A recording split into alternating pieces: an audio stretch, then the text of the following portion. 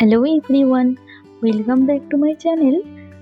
আজকের ভিডিওটা সম্পূর্ণ অন্যরকম, কারণ মামা বাড়িতে আজকে আমার দিদি ভাইয়ের আইবুড়ো ভাত হবে।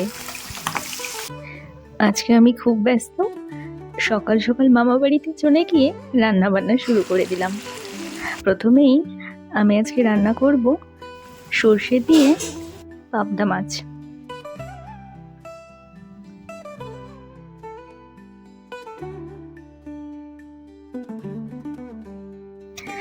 মাছ রান্না শেষ হয়ে গেলে আমি শুরু করে দিলাম ভেজ ডাল রান্না করতে।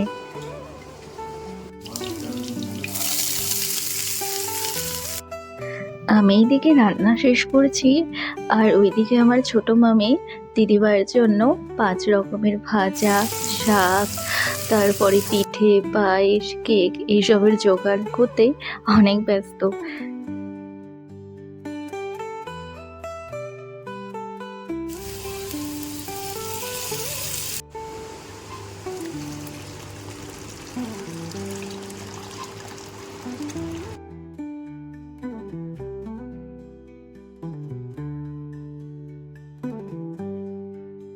ভেজ ডাল রান্না হওয়ার পরে আমি জীবনে প্রথমবারের মতো এত বড় উনুনে প্রথমবার রান্না করলাম চিকেনটি যেহেতু দেশি চিকেন, সেই জন্য প্রায় 1.5 ঘন্টা তো সময় লেগেই গেছিল রান্না বান্না শেষ করতে।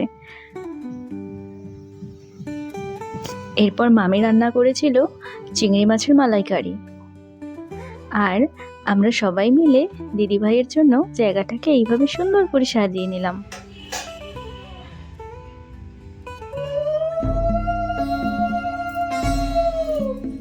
এরপর দিদিভাইকে একে একে সবাই আশীর্বাদ করে নিল।